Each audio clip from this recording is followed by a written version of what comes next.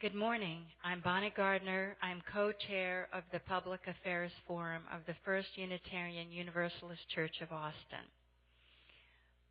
Our forums are free and open to the public and occur most Sundays at noon. You can find out more about our forums by going to our church website at www.austinuu.org. Again, we encourage you to attend. Today, our forum co-chair, Leslie Kearns, is going to be introducing today's speaker. Leslie? Thanks, Bonnie. This morning we're glad to introduce John Michael Cortez, who will be speaking about the Project Connect rail plan. John Michael Cortez is a graduate of the University of Texas McCombs School of Business and is currently a candidate for a Master's of Science in Community and Regional Planning at the UT School of Architecture. He currently serves as Community Involvement Manager for Capital Metro Transportation Authority. His passion for service is evidenced by his leadership roles in dozens of community organizations.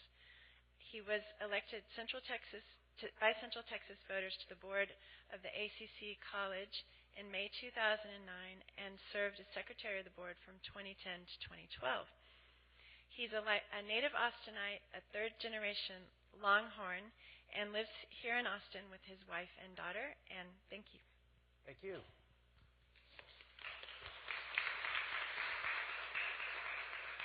One update, and I have to say this because it was really hard. I finally graduated, so I'm no longer a candidate. This May, I finally finished. And it was one of those, it took me a long time because I was working at that time, and my wonderful wife really knows how to motivate me. She's like, if you don't finish that thesis, I'm going to divorce you. So I got on it. But I'm happy to finish that because we got a lot of work to do, and I really appreciate the opportunity to be here today. I was here last week, actually. I was telling some folks in the next room, my wife and I have a great relationship. We complement each other very well. She makes me go to the Catholic Church, and I make her come to this one on occasion. So it's a great dose there on both sides. But my name is John Michael, as was mentioned, and I work for Capital Metro. But really, I'm here on behalf of an effort called Project Connect. How many of you have heard of Project Connect? Most of you. Good. The word's getting around. So Project Connect is a couple of things. It's really two things. It's a partnership and it's a vision. It's a partnership among Central Texas transportation agencies, including Capital Metro, the City of Austin's Transportation Department, the regional Capital Area Metropolitan Regional Planning Organization. I think I got that. Capital Area Metropolitan Planning Organization. The Lone Star Rail District are the formal partners, but we are also partnered up with almost any other transportation and municipal entity you can think of. We work very closely with the Mobility Authority, with TxDOT, with all the cities and counties in the five-county area. And we've all come together to develop the second thing that Project Connect represents, and that's a vision. A vision for a system, a high-capacity transit system to connect Central Texas together and to start to address some of the challenges that we're facing here in Central Texas, and quite frankly, that we've faced for a long time and will continue to face in the future. So we've all come together, and there's lots of challenges that have been identified here in Central Texas, and I'm sure you've had forums on many of them, things like water, workforce development, all sorts of regional challenges that we face. Well, we came together to address a number of challenges, but when it boils down to it, all of these entities came together to develop this vision as partners to address one major challenge that I think is probably, if you ask most people, the most significant challenge that we face on a daily basis here in Central Texas, and that is congestion. We are a very, very congested place relative to our size in the United States, and really we're getting to be one of the more congested regions of our size in the world. There's lots of different ways to measure traffic, lots of different ways to do it, but INRIX does a scorecard every year, and by their measure, we are the fourth most congested metro area in North America. Some people would argue we're even worse than that, but whatever, it's pretty bad. How many of you actually have to sit in traffic one or more times a week to meet your daily needs? Very frustrating. Most Central Texans have to do that. It's not just a figment of our imagination. We are a very congested place. And, traffic congestion compared to a lot of our other challenges like water, et cetera, some people think, well, that's a good problem to have. There's lots of people going to work. There's lots of people who have disposable income. That means they're traveling to shop, or we have lots of events that people are going to. And congestion in and of itself is a measure of prosperity. I mean, people have places to go. But it's not really a good problem to have at this point. It's gotten to the point where it's really having negative impacts on our community, negative impacts on our quality of life beyond just frustration.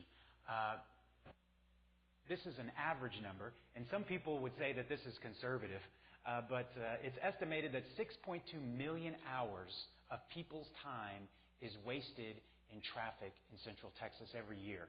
That averages out to 42 hours per person. How many of you think that's too much or too little? Just curious.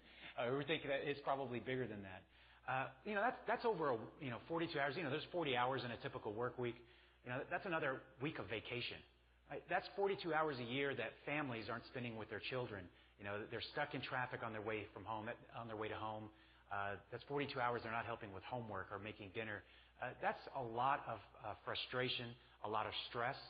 There's now studies that show a relationship between the amount of time you're spending commuting and your health. It's very expensive as well. I think AAA just came out with new numbers, but it's somewhere on the order of $9,000 a year to maintain and operate the average car in the United States of America. That's $9,000. You could amortize over $100,000 worth of mortgage every year with that. That's a lot of money that people are spending, and on spending getting around and spending stuck in traffic. So it's a real problem. It's really starting to impact our quality of life, our economy. Goods cannot move around. If you have a business here in Central Texas and you need to take deliveries or you need to get things to market or you have employees that need to get to your offices, this is becoming a bigger and bigger challenge. So it's having all sorts of cultural, civic, economic impacts. It's something that we really do need to address. So these partners in Project Connect came together to develop a vision and a plan for how we can address this challenge and many other challenges. And I have lots of maps, as you can see, maps that I've passed out. And I love looking at maps. I'm a planner. But for most people, maps don't tell the whole story. So if you'll indulge me for a few minutes, we've developed a video that we hope gives you an idea of not what the map looks like, but how this vision for a system will actually impact people's lives. And so if you'll indulge me, I'm going to play that here real quick. It's Central Texas, where folks move to their own beat as they work, play, shop, learn, or just catch up with great friends. But with more than 100 new people here every day, it's not always an easy place to get around. And as traffic gets worse, it's getting in your way.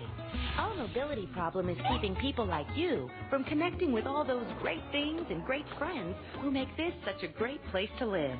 That's why regional transportation agencies and other partners are working together on Project Connect, our region's vision for connecting Central Texans with high-quality, reliable transportation choices.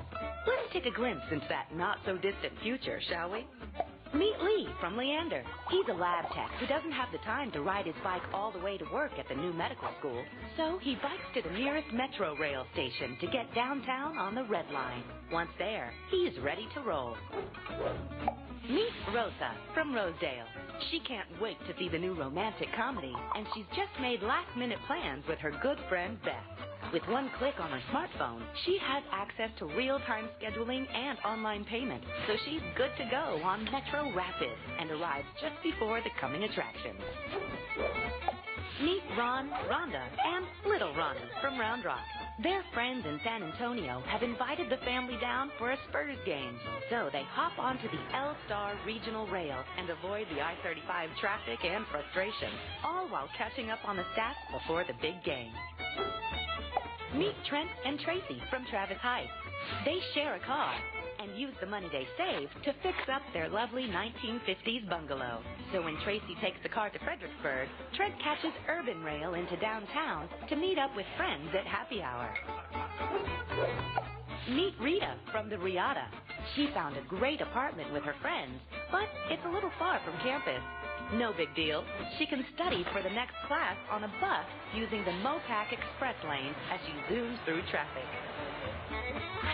Of course, there are lots of other chapters to our transit story. There's Andre and Bobby and Caroline, and, of course, there's you. People who came together to help develop the Project Connect vision map of a regional network of transportation choices, all connecting to each other and to the best Central Texas has to offer. That's why the Project Connect team needs you and your support. Connect to the vision now. Visit us at connectcentraltexas.com. So again, it's just an idea of how we think people will use this system. And we talked about in that video lots of different kinds of transportation. And that's really something to remember is that all of these things that we talk about, whether it's a rail line or a bus route, they're all just tools to try to meet different needs.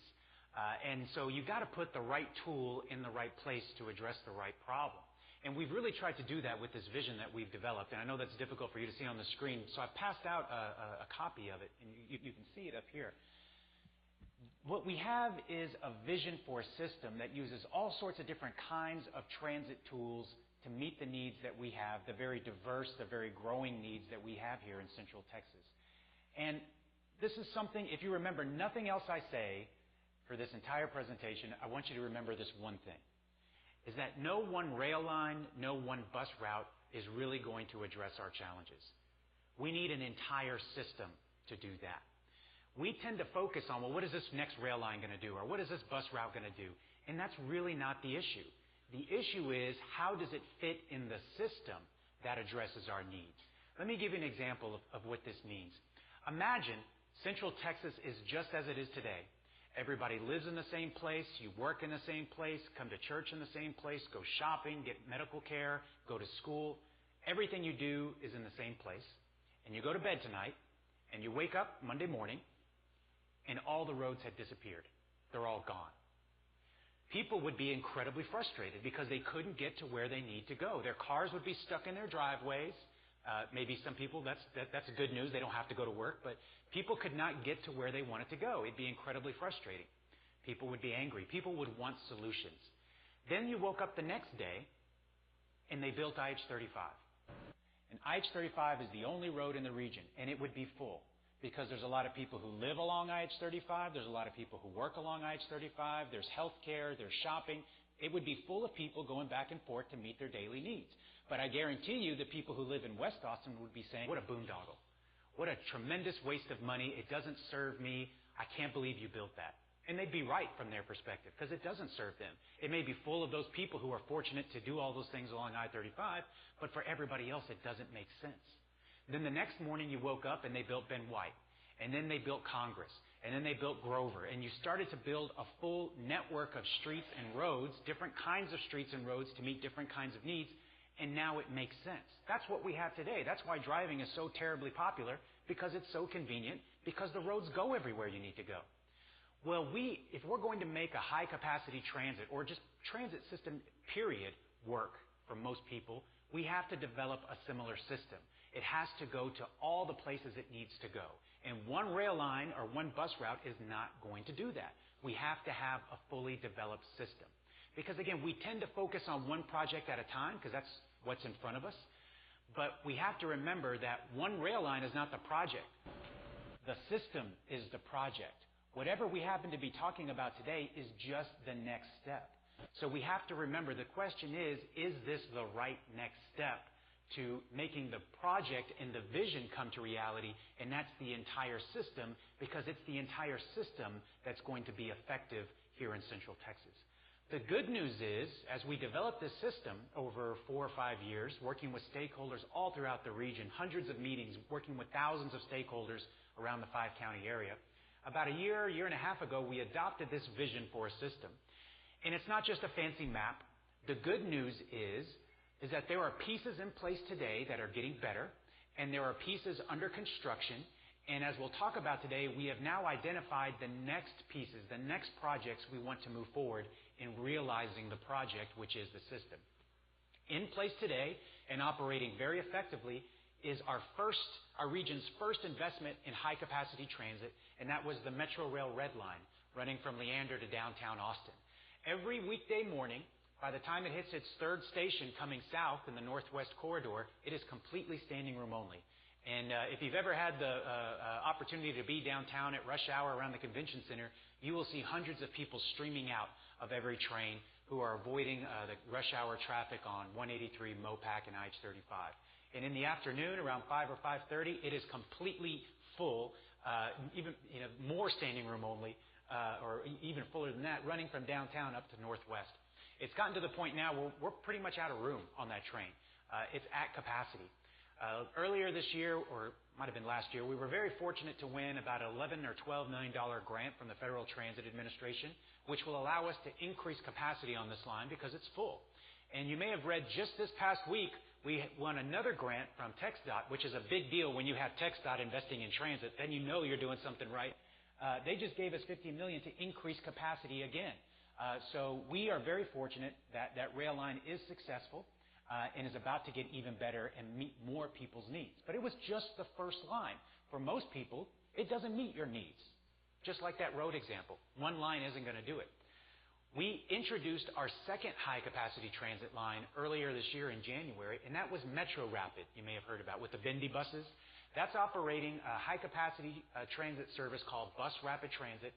It starts up north of us at the Tech Ridge Park and Ride at about Howard Lane and I-35.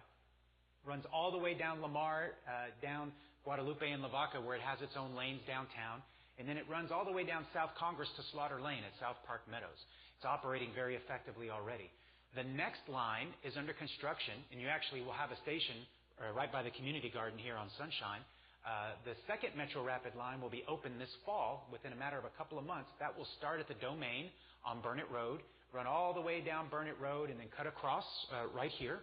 It hit that Sunshine Station, and then it will run also down Guadalupe and Lamar using those transit priority lanes downtown, and then it breaks off southwest down South Lamar all the way to Westgate where the Central Market is. So that will be the third line in this vision that we have in place, and then the fourth line is also under construction.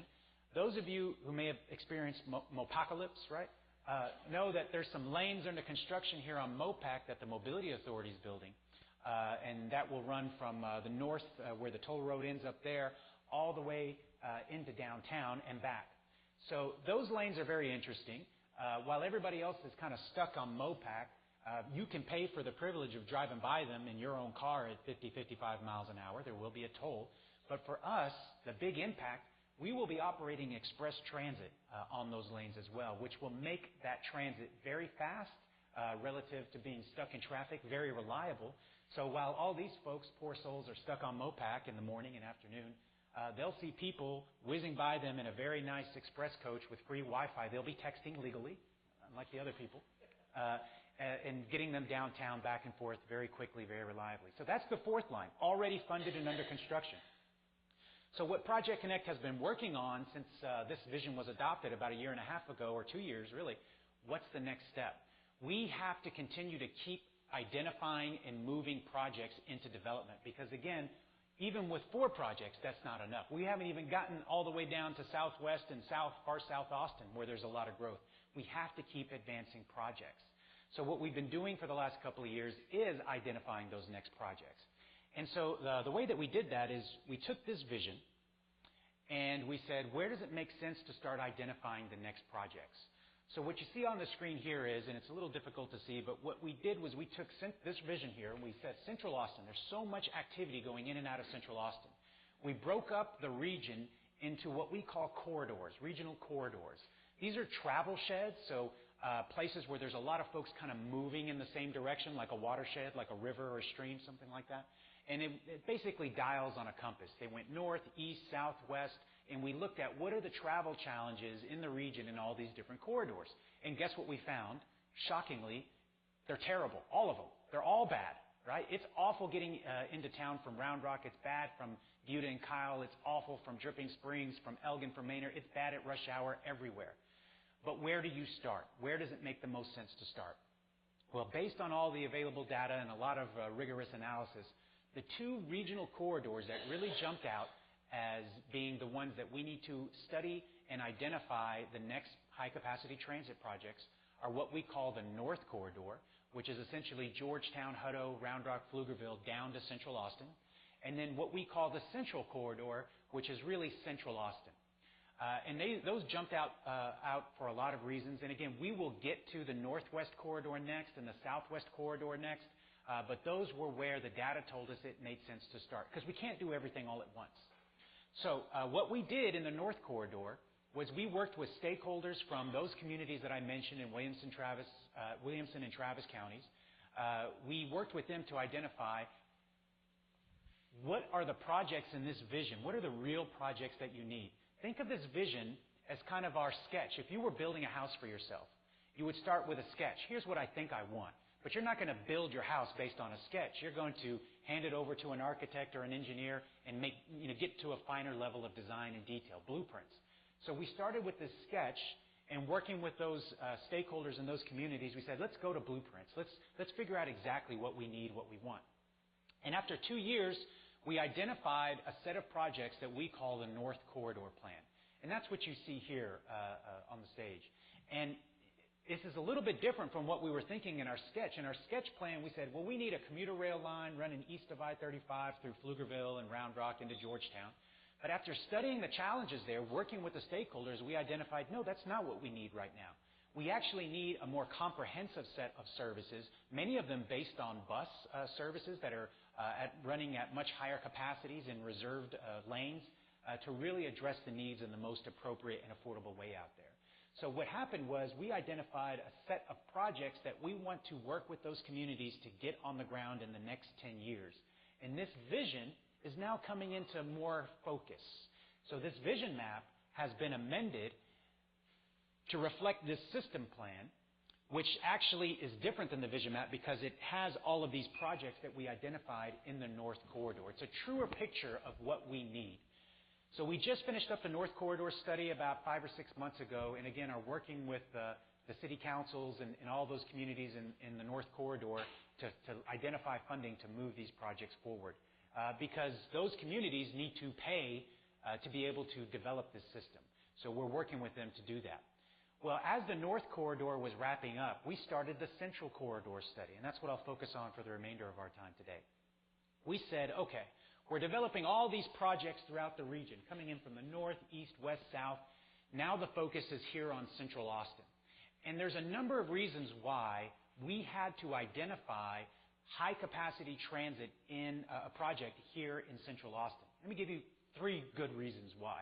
One, getting around Central Austin, just in and around Central Austin, as you may know, is terrible. There's a lot of congestion, especially at rush hour, with people who live in Central Austin who also work or go to school in Central Austin.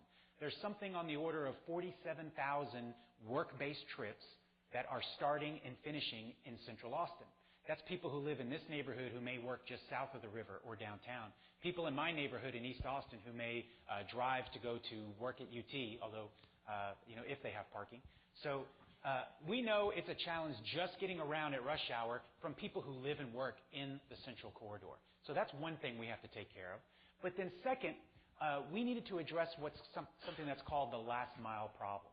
So when people ride this metro rail every morning, all the way from northwest part of the region to downtown, you will see hundreds of people streaming off of that train, and they're walking to their office. They're walking to work. Some of them are jumping on a bike. Some of them are taking a cab, but most of them are walking because there's lots of employment within walking distance, and it's a nice walk downtown.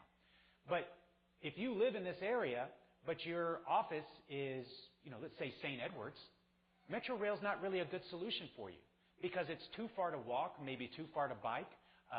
You don't want to take a cab every morning or a car to go every morning to solve that last mile connection. So what we needed to do was identify a project that can not only address the congestion in the Central Corridor, but that also extended the range of these other projects. Because as we get folks into Central Austin from Buda and Kyle, Elgin and Manor, Round Rock and Hutto, they need to be able to get around once they're here. So we needed to accomplish that second thing, which is address that last mile issue. And then the third thing that we needed to do is tie the system together. We have all of these high-capacity transit lines, and pretty much all roads lead into Central Austin at some point. They all kind of end or pass through Central Austin, but there's nothing really tying them together.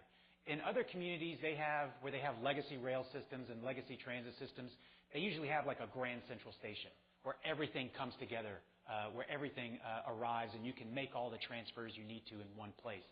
We don't really have that here, and we don't have that opportunity in a very easy way here.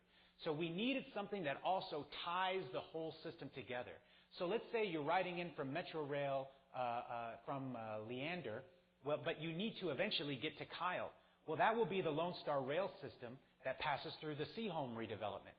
Well, the Metro Rail terminates at the Convention Center, and there's a gap there. So what ties the whole thing together?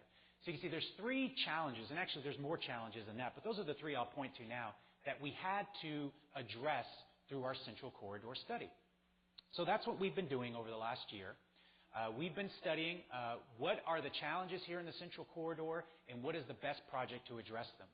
And really, the Central Corridor study, like most of these studies or corridor analyses or alternative analyses, there's lots of terms for them, but really, there's just a lot of technical jargon. All they are exercises, plans, a process where we answer some very simple questions along with the community's help.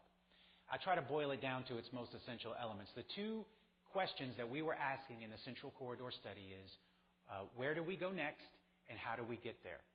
So very similar to what we discussed at the regional level, we have lots of challenges here just in the Central Corridor. Pretty much any area within Central Austin, you could argue for being the best candidate for the next investment in transit here in Central Austin. But we have to be pretty objective about this and very judicious with our resources and really use data to answer that question, where does it make sense to go next?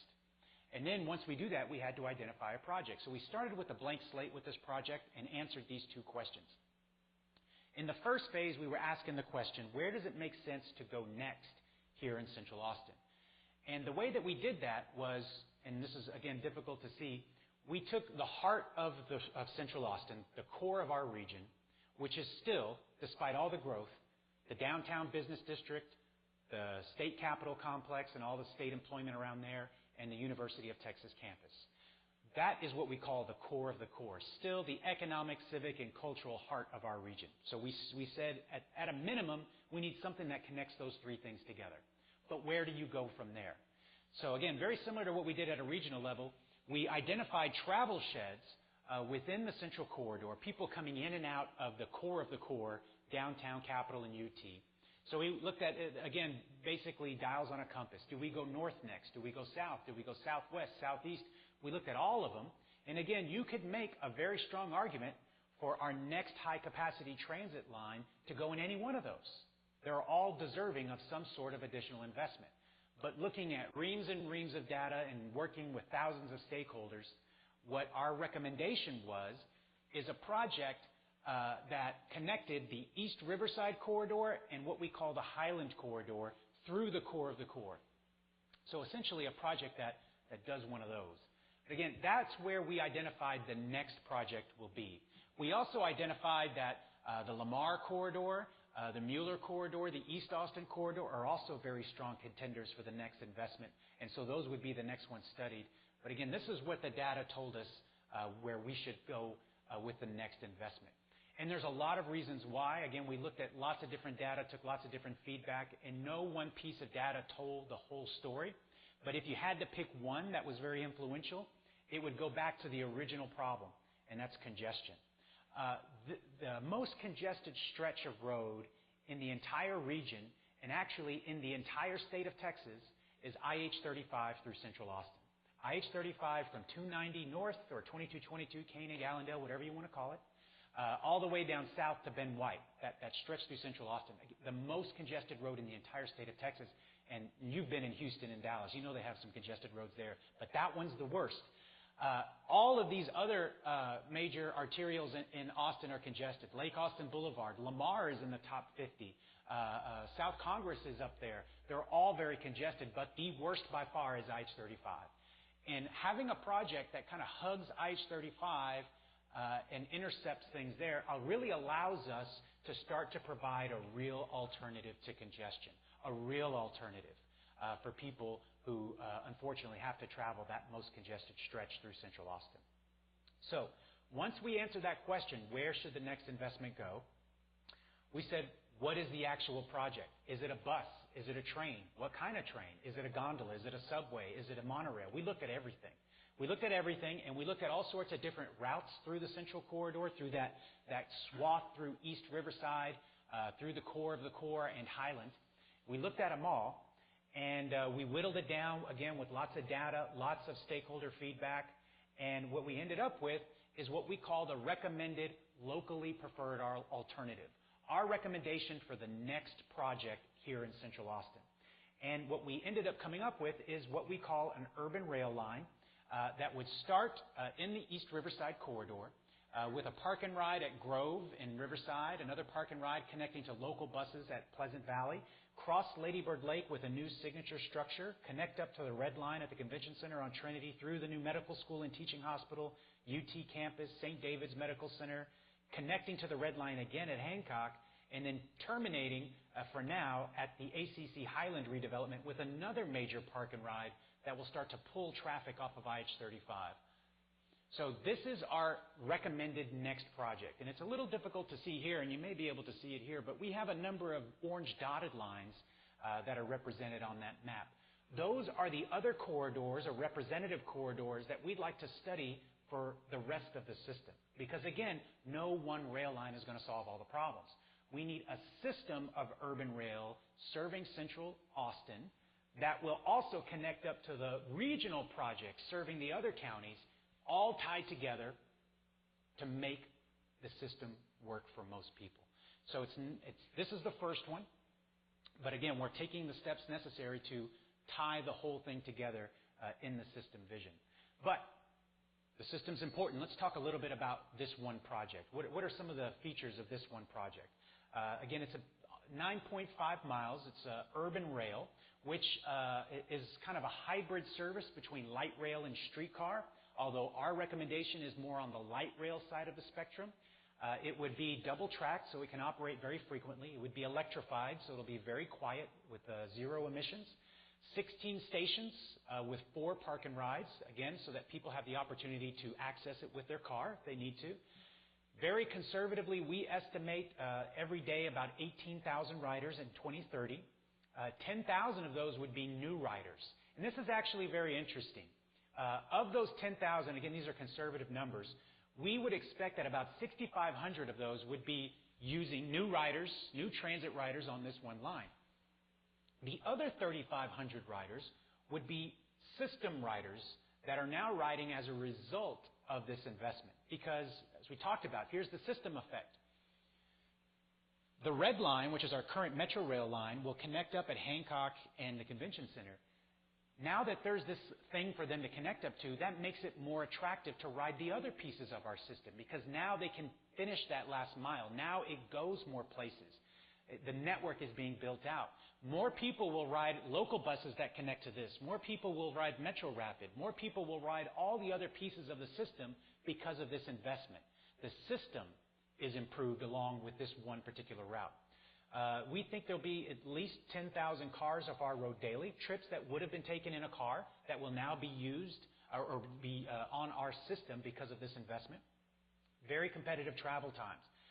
The number one thing people told us they wanted to see it when we did our stakeholder feedback sessions from our next investment in transit was reliability.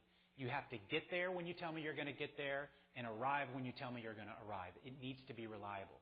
This will be a very reliable service, very competitive with rush hour traffic. Grove to the Convention Center in about 11 minutes. ACC Highland to the Convention Center in 17 minutes. So that means all of these folks driving from North Austin, before they hit the worst stretch of road in Texas, they'll be able to pull off, park, and get downtown to the Convention Center in 11 minutes.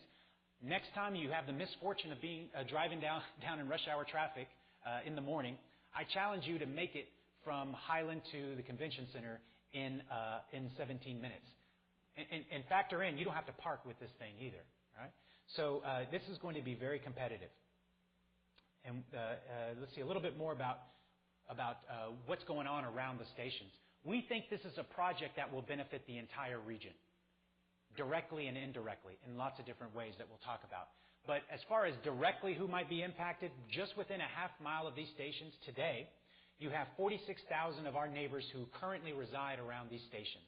So they will have the opportunity to walk to a station to get on it. But then again, we expect a lot of people with the 4 park and rides to be driving in from a little bit further away or connecting off of Metro Rail or existing bus or another transit service, or riding bikes. We have a lot of people who use bikes and transit together. We believe that by virtue of the investment in the system, we'll attract another 8,400 residents on the system. You know, having a lot of people living along it is great. Having a lot of people working along it is better. That's really what drives transit ridership. Today, we have nearly 100,000 jobs within a walking distance of these planned stations, with another 17,500 we hope to attract.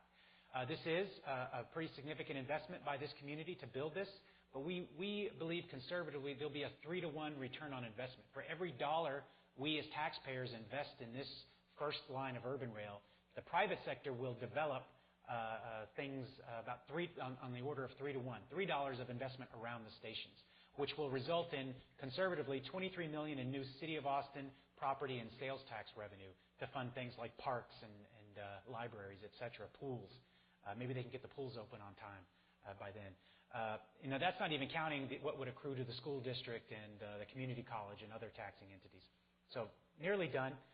Again, this will be a very reliable service. We've designed it to travel in its own right-of-way. That's what you have to do. This is why it's important that, this is why we can't just do it with buses. For most people, the buses aren't a real alternative for these kinds of trips because the buses are stuck in the same traffic as everything else. Project Connect is a high-capacity transit system, which means we've designed it to the extent possible to be congestion-resistant or congestion-proof. Okay, so these things cannot sit in the same traffic as all the cars, or else it will not be reliable. It will be very frequent at rush hour every 10 minutes. We know people don't want to wait in the heat.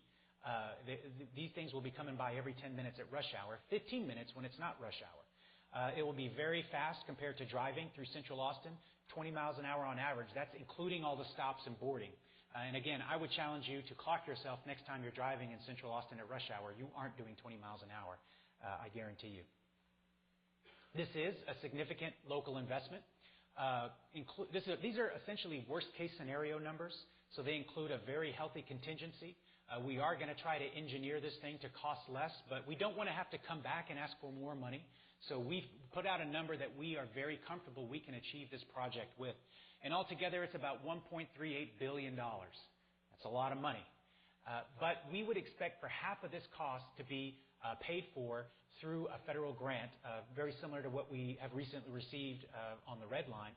50% of this we would expect through an FTA New Starts grant. And the whole time we've been developing this recommendation, we've been doing it to be competitive, using the factors that they use to ensure that we are very competitive for that federal funding. So the cost to the local taxpayer would be about half that, or about $700 million. And that funding we would expect to mainly come from a potential transportation bond that the City Council will deliberate on over the summer. So what are the next steps? What are the next steps to make this next project a reality? The project team came up with this recommendation, and we just finished last week getting the sign-off from all the folks that need to sign off on it. We had an advisory group that's been working along with us for the last couple of years. They overwhelmingly endorsed this recommendation earlier this month. The Capital Metro Board endorsed this recommendation on the 23rd. And the City Council, just last week, as you may have read, just this past Thursday, unanimously endorsed this as the next project in the system to move forward. Again, we're not done here. We need to move forward on the other ones, but this is the next step. As I mentioned, over the summer, the City Council will deliberate on putting that local piece of funding on a potential transportation bond along with other projects that have transportation impacts.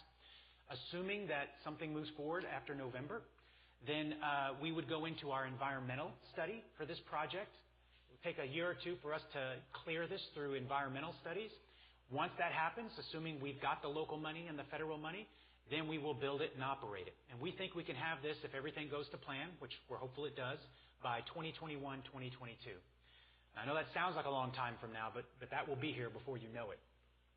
However, while that's going on, we are doing additional urban rail system planning. We will be starting after November to look at all these other lines. What is the project in this corridor? What is the project in this corridor? We are going to plan the rest of the system because, again, it's the entire system that we have to get, and we need to identify what are the next projects that we want to get done and have the community work towards.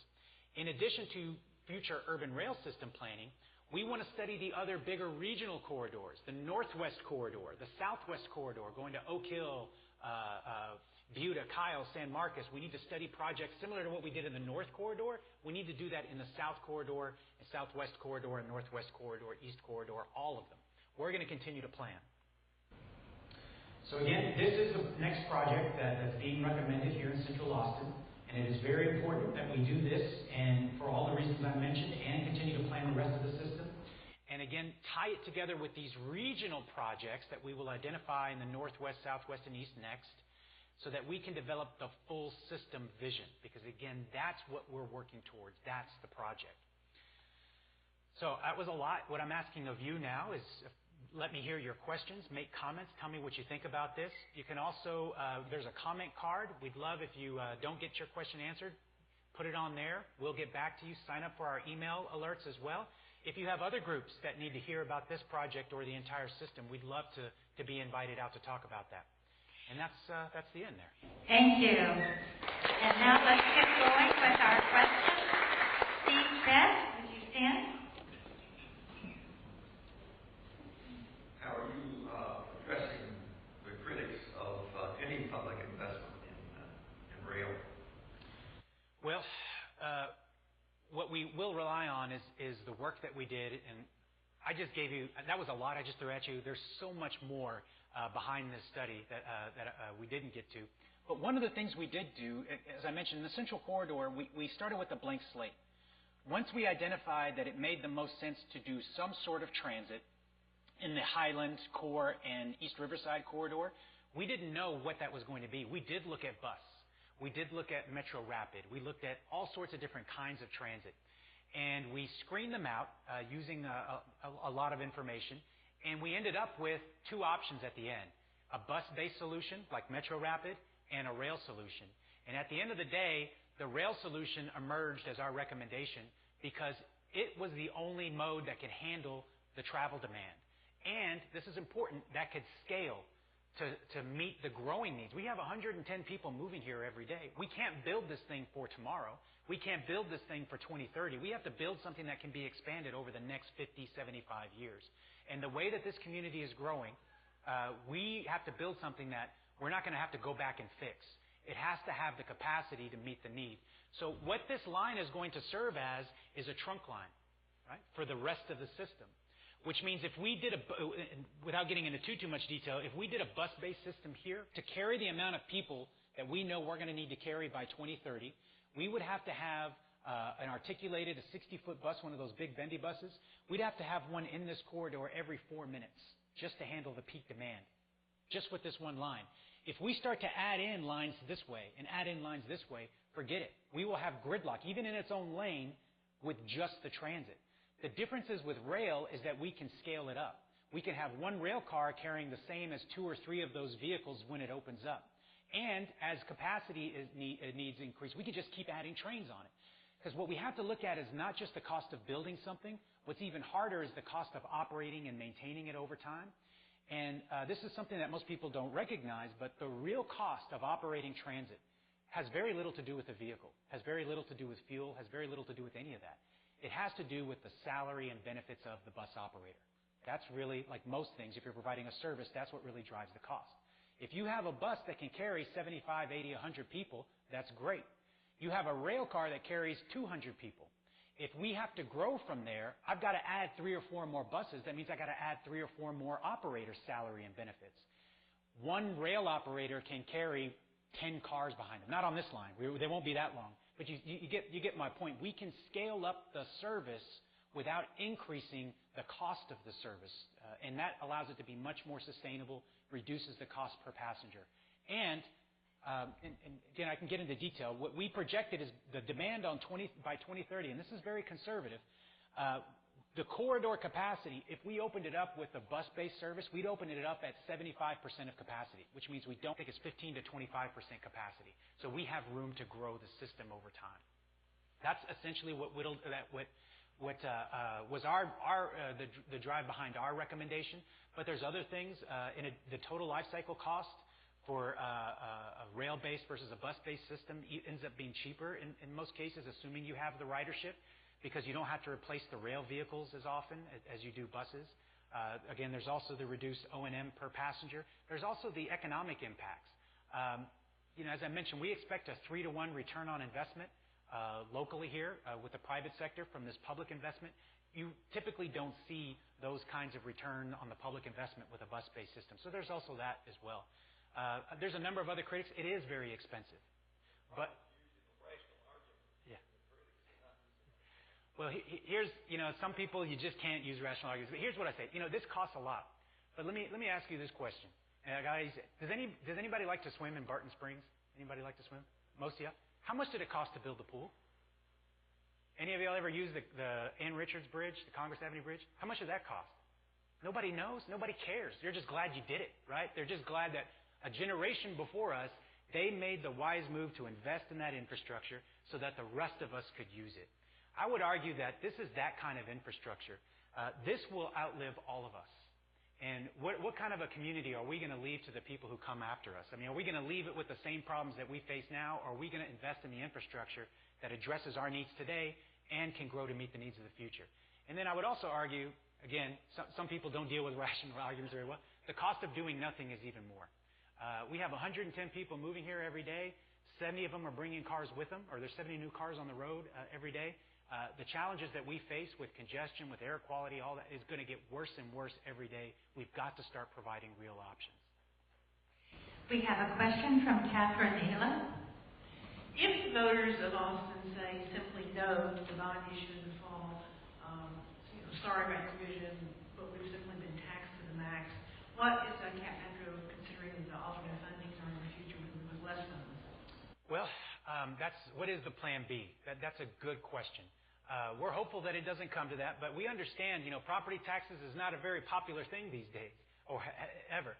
So I guess what we would likely have to do is figure out a plan B. We don't have one yet. There are alternate funding sources. They're not as easy or convenient, quite frankly, as a general obligation bond for something like this. But we would, for this next investment in urban rail, we would have to try to figure out a different funding source, most likely. However, we will continue with other regional projects. We're going to continue to implement these projects we've identified in the North Corridor with those communities, with Round Rock, Pflugerville, Hutto, Round Rock. We're going to continue to study the Southwest and Northwest Corridor because even if the voters say no, the problems are still there. They're not going away.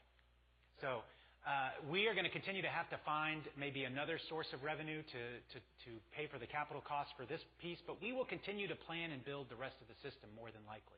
Because, again, we feel like it's our obligation to do that. We're in the problem-solving business. The problems are still there. We've got to continue to make progress. We have time for a quick question from Douglas Bauer. Thank you. I live in southwest Austin in Circle C area. A lot of people in that area work downtown. MOPAC South is already a parking lot. And there's a proposal right now being pushed hard by the realtors to expand Southwest 45 to allow another 30,000 cars on MOPAC in the morning. What are the proposals being made to address the coming apocalypse in traffic? The Southern apocalypse.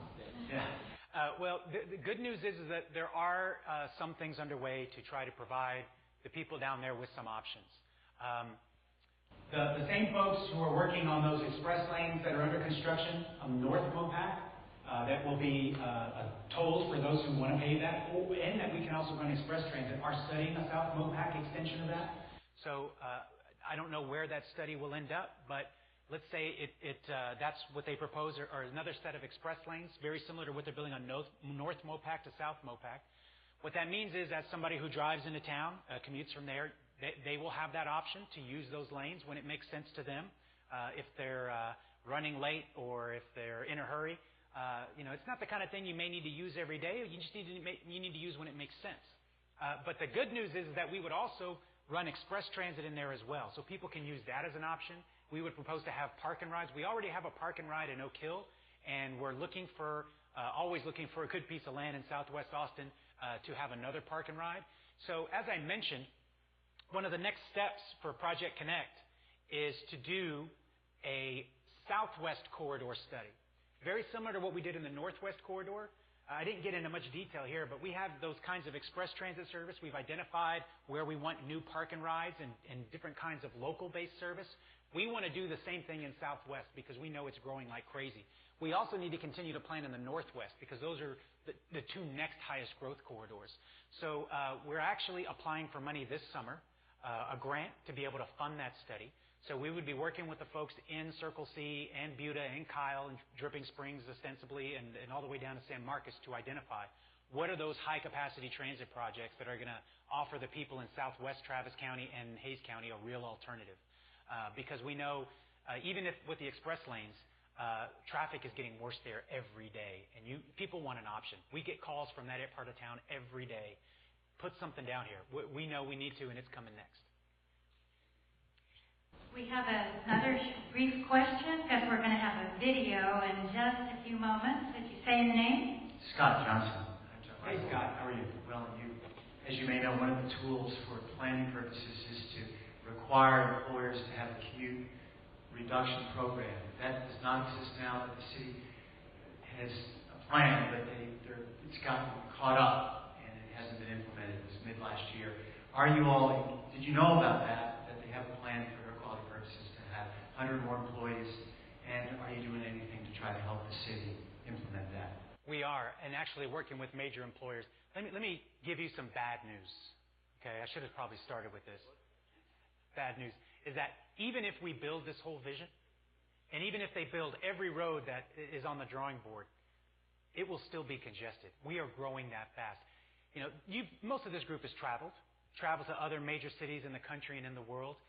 Places that have fantastic public transportation systems, or places like Houston that's built every huge road you can even possibly fathom, 22 lanes, the traffic is still terrible, right? It's still bad. But what you don't have in Austin, in Central Texas, is a choice. You almost have to, if you commute from Circle C, you have no option. You have to sit in the traffic. What we need to do is build those options. But to Scott's point, the Chamber of Commerce did a great study that just was released a couple weeks ago, their mobility study. And you may have read about it in the newspapers, but it said even if we built all this and built all the roads that's not going to solve the problem. We also need behavior change. We need people to stop driving to the same places at the same time. There has to be a shift. One of the ways you do that is with incentives, with special programs. Let me give you it doesn't take a lot. If you think of all the tens of thousands of people who are clogging up IH-35 and MOPAC every weekday, if you could convince every one of those people to do something different one day a week, telecommute, work from home, right? Call in sick, take transit, carpool. If you could convince them just one day a week, 20% of the traffic demand is gone. If everybody did it one day out of 5, that's 20% right there. So what we have to not only do is provide them the options. You can't ask them to use options you don't have. So we've got to have the options. But you've also got to give them incentives for doing that. Now, it's one thing, and Capital Metro is invested in this. We now have a business-to-business program. We're working and making arrangements with major employers to help them incentivize their employees to do something different. But really, it can't be us. It can't be government doing everything. It needs to be business who is asking their fellow business people to start working on behavior change. And the Chamber of Commerce, I have to give them credit, have stepped up on this. They've launched this campaign called Take on Traffic, where major employers are shaming other major employers into doing these projects, telecommuting, work from home, etc. It's really going to take an all-of-the-above approach to really address the challenges we have. But again, you cannot say to people, let me give you this incentive to use an option if the options don't exist. So we have to do that as well. Well, I thank you, and I think we now can go to our film, which is going to be about 4.5 minutes. 3 or 4 minutes. I really 3 or 4 minutes? And I'll stick around and talk to anybody who still has questions after we're done.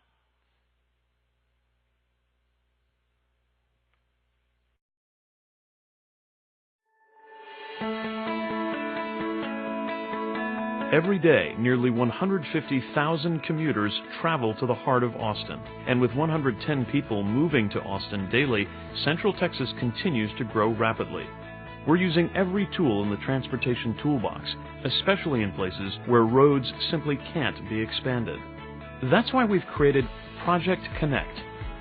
This regional vision for a transit system provides alternatives to sitting in traffic and helps support our continued economic prosperity. We've had a lot of help from our community to develop this next step for the Project Connect vision.